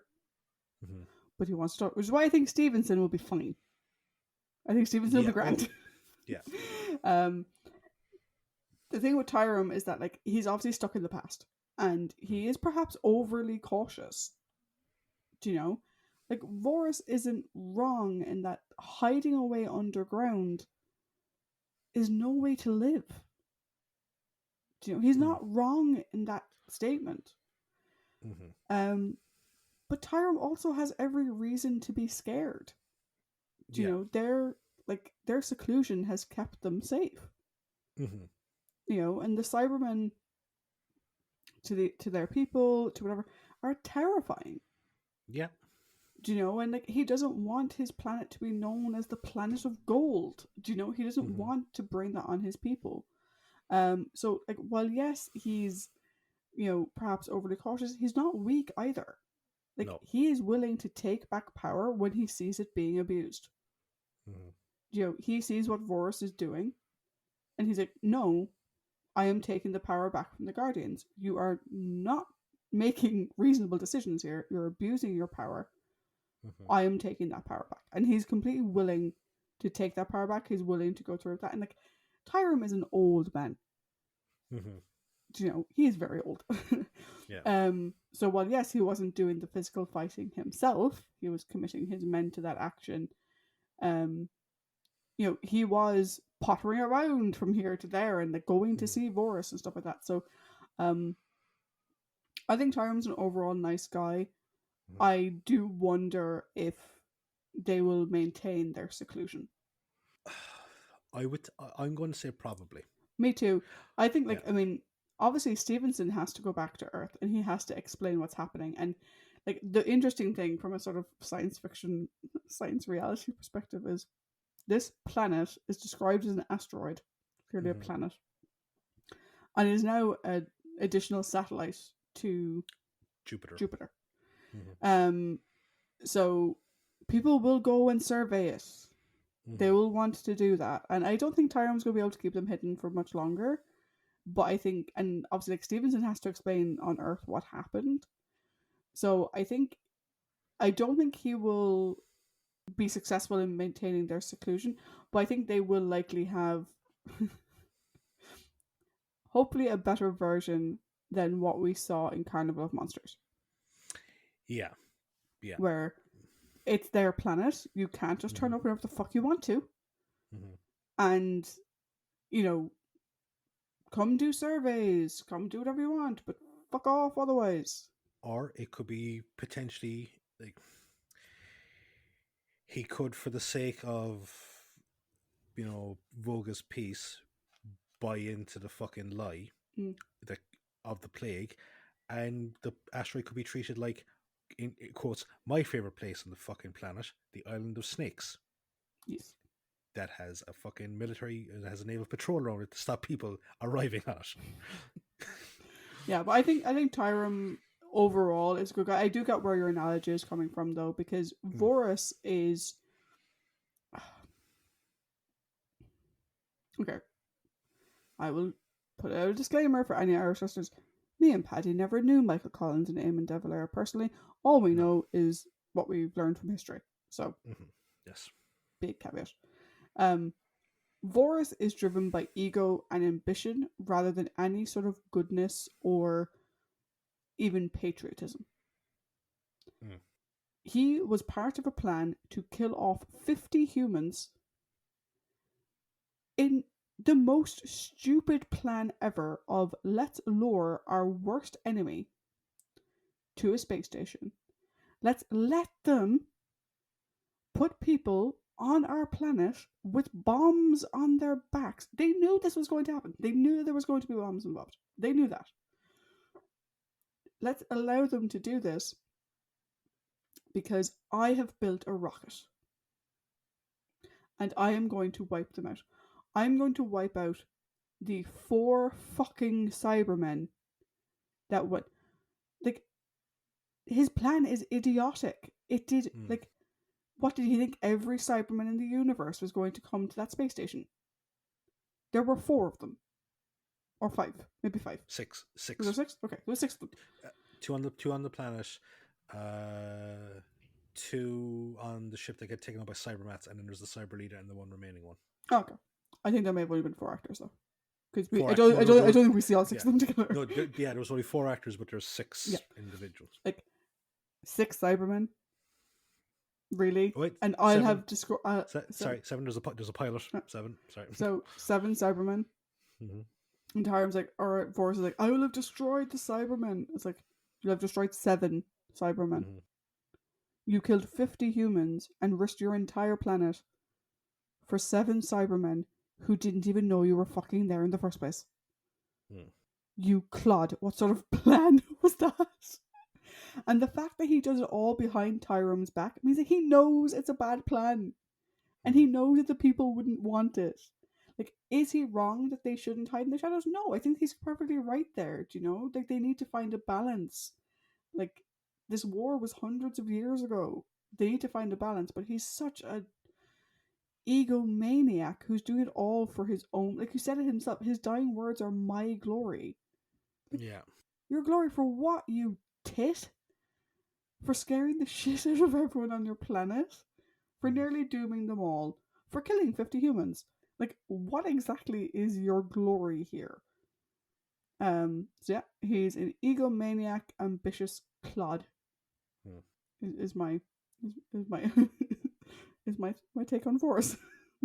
I'm only just realizing now I could have gone with the less controversial Black Panther and fucking Killmonger analogy, but that's not the one that sprung to mind. Yeah, less political. Yeah, less political.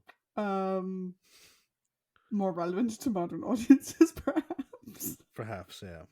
But like I think like putting into a real world setting like this, like that is the ramification for what can happen, and we actually saw it. Yeah, we saw interfactional fighting based on the fucking decisions made by two different people. Yeah, very much so.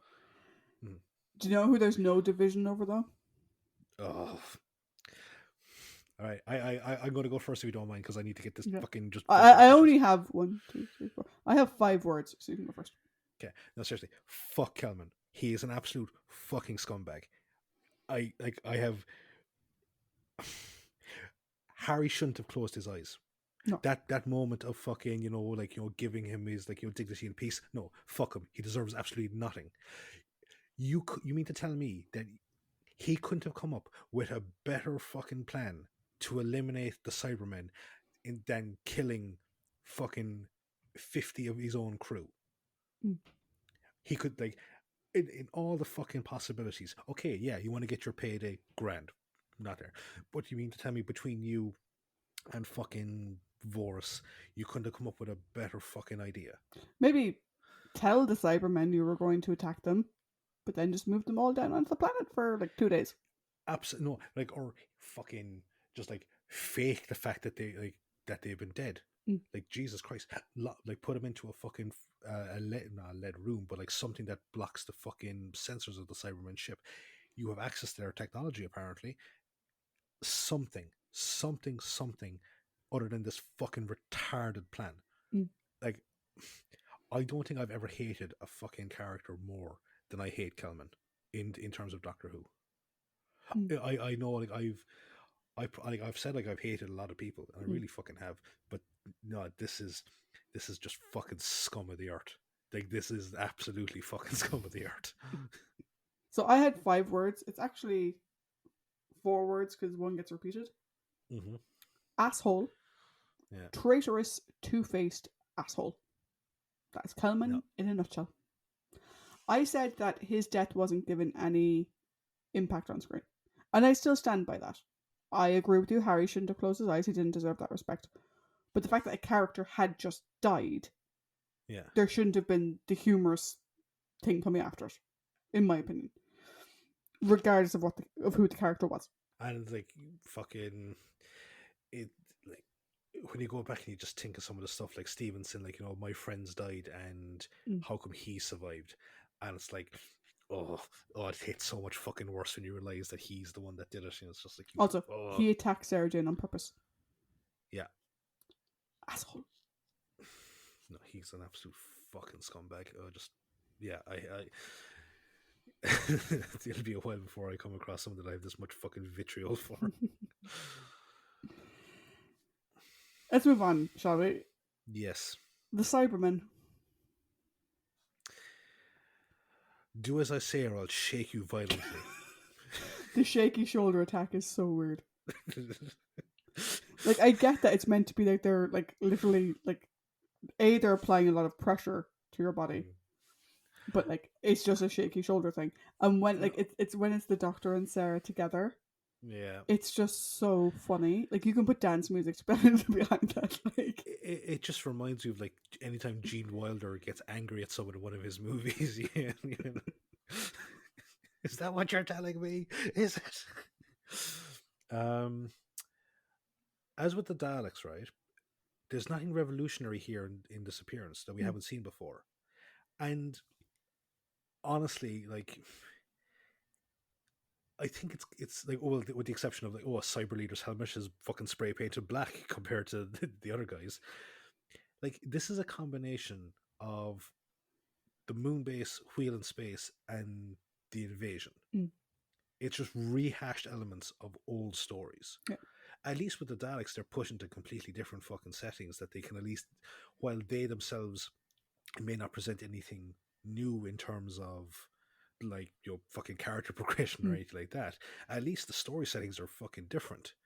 This is just a much the same way that Wheel in Space was kind of a fucking rehash of Moonbase. This is a rehash of 3 different Cybermen stories. Yeah, for me, I think it's a Cybermen story. I probably like this one the least. Yeah, for the Cybermen themselves. I don't think they were the best. I don't think it's because it's the first time we're seeing them in color, but they are not very threatening in their own right. I think it's. I don't think it's got anything to do with the fact it's in color. I think it's got to do with the costuming. Yeah, there's something about the revised design that isn't scary, and the actions that they take, and the cyber leader constantly walks with his hands on his hips. It's like he's got a kink in his back. He's trying to work out or something. I think there's a bit too much humanity in this performance. Yeah. Like we don't have the sing-song voice of the Moonbase, which or not Moonbase, that was 10th Planet. 10th Planet. Yeah, the sing-song voice of 10th Planet, which was weird but kind of effective. Remember that the hands, like the human hands in 10th Planet, were so good. And like, I just think the other ones were more threatening. Nor we don't have like the synthesized voice from like 2 of the Cybermen or Moonbase. Yeah, it's just like I think the synthesizing effect that they were putting over the actual voice actor, it just wasn't working. There's too much emotion. Yeah, I think there was too much humanity in these Cybermen. Yeah, there was, like they're talking about logic. Like Sarah's basically saying they have a rocket aimed at you, and you're saying they would have fired it already if it worked. Therefore, it's not applicable to our planet. It's like, do you see the Borg having that kind of response? Do you see the Daleks having that kind of response? That's not logic, dude. That's just someone didn't know what to write in that scene, so they just moved on. Like, yeah, it's a case of like, okay, factor the potential of a fucking rocket. I know. How about we just speed up? Yeah. Yeah. Oh God. I think like the Cybermat was interesting. In the sense of, the poison and whatever. I thought that was actually kind of good. It was funny watching people fight with it because it's just on strings, and they're trying to keep it attached to them, but also fight it away at the same time, which is just funny. But yeah, not the best Cybermen, which is sad because their first appearance in color. I think, like I said, I think 10th Planet, Moonbase, Wheel in Space, I'm not the biggest fan of. No, I'm not a big fan of it. I think the best Cybermen stories are probably 10th Planet, Moonbase, and Invasion. Yeah. We've only seen 5 so far. And yeah. That's, well, to be fair, like Invasion had Paka. Yeah. This one had the same actor. But it had Kevin Stoney, and like I thought Kevin Stoney was great in this as Tyler. I thought he was very good. Yeah, like he's like, while he's not my favorite supporting recurring actor, that goes to Bernard,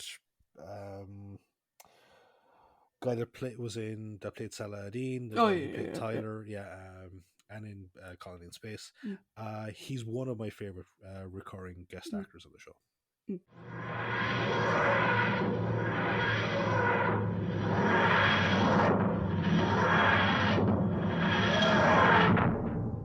Okay, so we are now into our overall, where we give our thoughts on the story as a whole, and we give a score out of 5. Now, before I turn it over to Paddy, just a quick reminder, this season is currently sitting at a 4.81 average, which is our highest ever.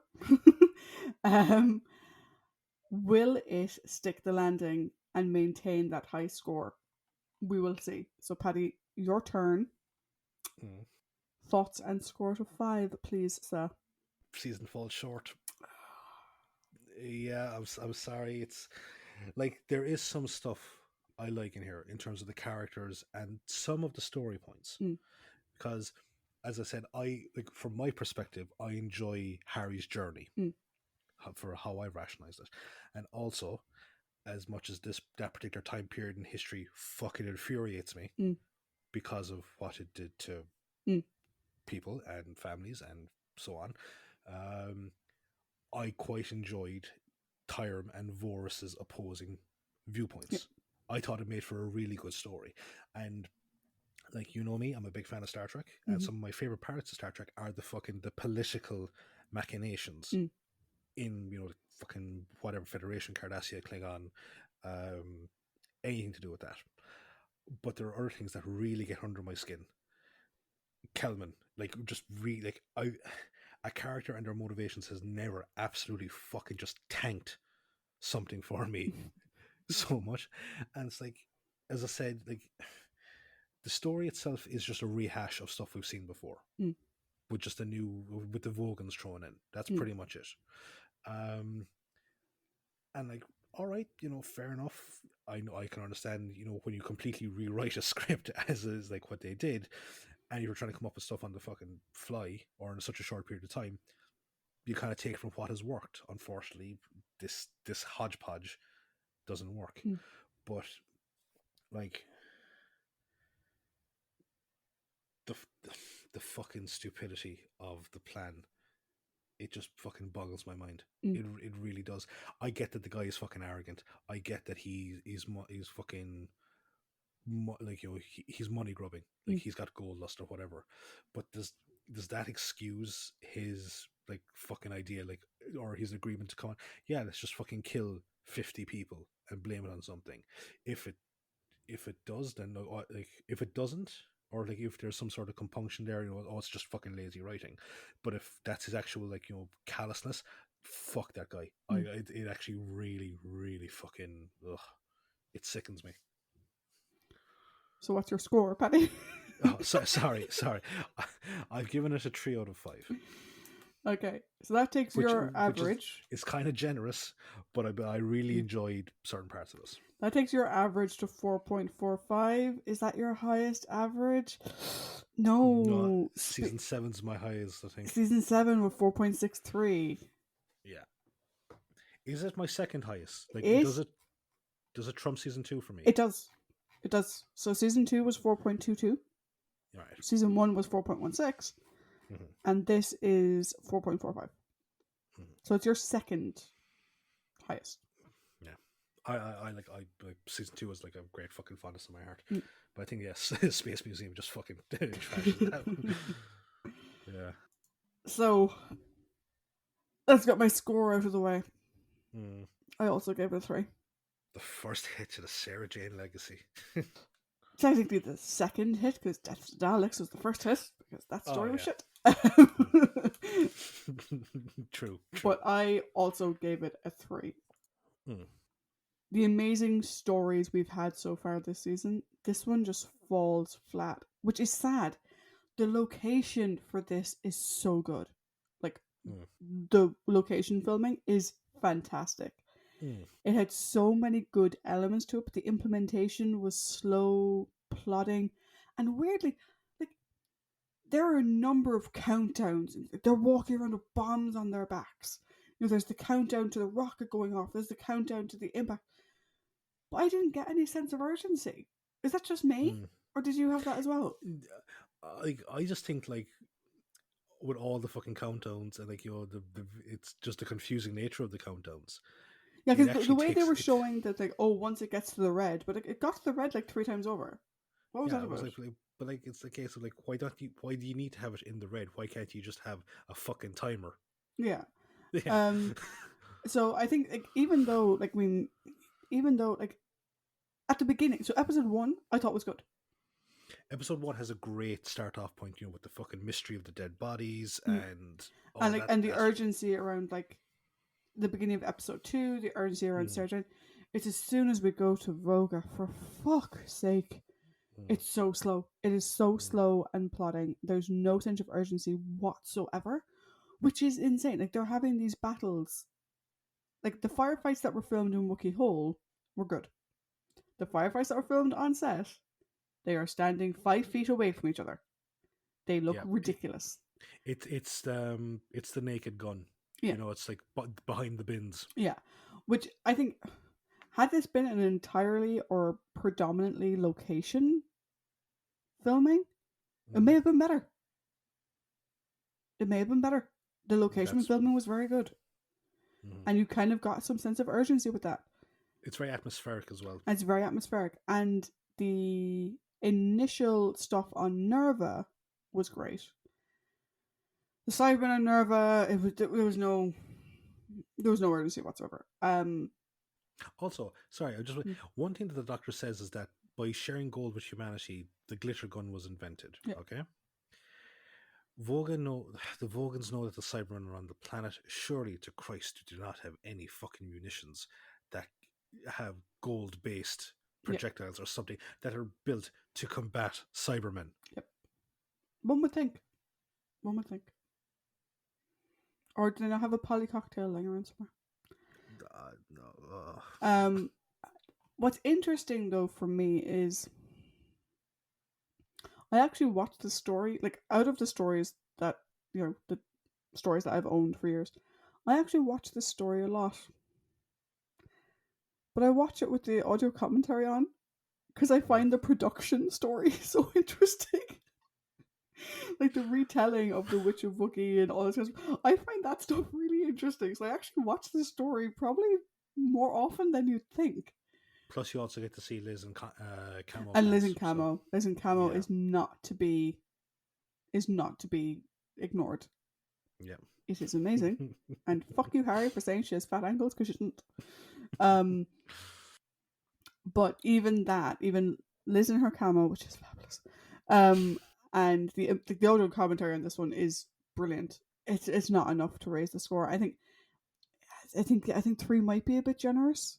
Yeah, but like, if you watched it on its own, it's alright. Like, do you know, it's a grand story. I think because we're coming off this high of Genesis and Sontaran before that, and Ark was so good, and like Robot is really good, but it's a different type of good, I think, to the other 3. Because Robot was the introduction, so there's a sort of slightly different thing. Robot is, I'd say, the last vestige of John's era. Yeah, really good in its own right, but like Ark to Sontaran to Genesis, the emotion and the heart and the darkness and the seriousness and whatever was so good. And I can kind of understand why Philip didn't like this one. Yeah, because it's missing all of that, which isn't good. So I think if you were to watch it on your own, it probably wouldn't bother you as much as it's bothering us. But if you were to watch it in sequential order, it falls flat. So that also brings my average to 4.45, which is not my highest. No, season 7 is our highest, I think. And yeah, it is my second highest though. What's your third highest, out of curiosity? My third highest is I want to say season 1. No, it's season 9. 9's out of 4.2. All right. Oh, because season 9. Because I weirdly really liked Carnival. Yeah, which was random. Yeah, that's why, because I was going. Yeah, 9 is Carnival. Yeah. Season 1 for me was 4.16. Season 2 was 3.89, which is weird. What did I not like in season 2? You didn't like. Oh, Space Museum was shit. Yeah. And the chase was a bit... Yeah, you weren't big on the chase. You weren't big on the Space Museum. And I don't know if yours... but also, see, I gave 2... You gave The Rescue a 5. I gave The Crusade a 5. Yeah. Yeah. Whereas I gave it a 4.5. Yeah. Yeah. I would have given the book a 5, though. The book was awesome. Anyway. Yeah. Back to what we're talking about. Actually, speaking of the book, I was recently in London. A couple of things I'll comment about my recent trip to London. That's why Genesis of the Daleks was a few days late. Sorry about that. 2 things I did when I was in London. Thing number 1, I went to Time Fracture. No spoilers, Time Fracture is amazing. If you have an opportunity to go, do it! It's brilliant. It's fantastic. It's about 2.5 to 3 hours long. Great of an evening. I think it was a great evening out. You get out of it what you put into it. I'll put it that way. Nice. It's fantastic. No spoilers around that. I also went to the Who shop, which is in Barking. This is my second time there. And I went to their museum. Now, they have a museum behind their store. It's not that expensive. It's like £4, maybe £4.50 to enter it. That's pretty good. Now, I don't want to tell you what's there in some ways, because if you have the opportunity, I want you to go see it for yourselves, because the Who shop is amazing and they deserve your support. But they have some costumes from season 1 of Doctor Who. From season 2 of Doctor Who. They have one of my most favourite Sarah Jane outfits ever. They have some amazing classic props and everything, and the guys who work there are so nice and whatever. If you're in London and you have an hour or two, not even an hour, if you have an hour, just go out to Barking, give them a call beforehand, book in your slot. Before anyone asks, I didn't take any pictures because they're a small shop, they're not charging much for the tour. Go and see it. Please. For me. Just go. But they're a Doctor Who shop. So I bought some more Target novels while I was there. And what did you get? I got The War Machines, The Web of Fear, Invasion of the Dinosaurs, The Monster of Peladon. I replaced my copy of Robot, which I mentioned in a previous story, is kind of broken to fuck and needs to be replaced. And I also got Revenge of the Cybermen, nice. Which is why I'm mentioning it. If you like the Target novels, the Who shop has a great collection of them. So again, if you're in London, highly recommend it. Take a spin out to them, hop on the tube or whatever. They're great, and the people who work there are lovely. Yeah, and just on Web of Fear novelization is fucking brilliant. So, that's why Genesis was late. Both of those things are very good, and Trish would highly recommend. Cool. And because I've been watching some bits of Banana Partridge lately, on that bombshell, we come to the end of the 4th Doctor's first season. So join us next week as we kick off season 13. Ooh, ominous number. With Terror of the Zygons. Ooh. Ominous story. Ominous story with fucking one. Anonymous. Anonymous. Hieronymus. No. No, ominous story. Yeah, ominous story with one of my favourite sequences in Classic Who. Completely agree. Yeah. Talk to you next week. Bye. Bye.